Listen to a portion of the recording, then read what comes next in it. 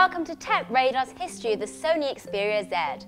Allow us to take you back to the mists of time that we're not actually going to be travelling too far back.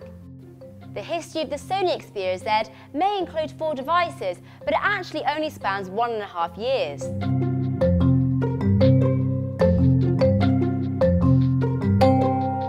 Sony released the Xperia Z on March 1st, 2013 in the UK, proving that it could go toe-to-toe with Apple to create a seriously feature-packed and desirable smartphone.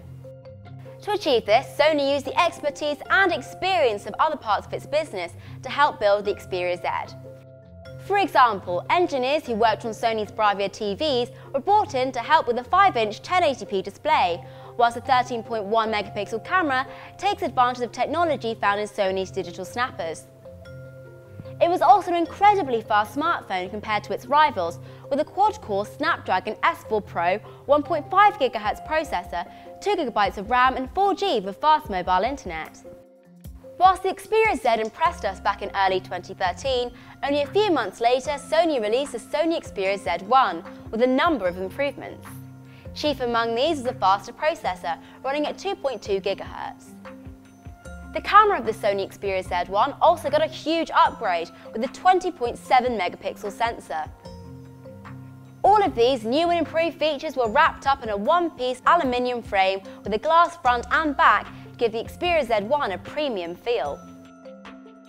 While Sony took everything we loved about the Xperia Z and improved a lot of it with the Xperia Z1 in such a short time, in April 2014 they only went and did it again with the launch of the Xperia Z2, a mere 12 months since it debuted the first Xperia Z.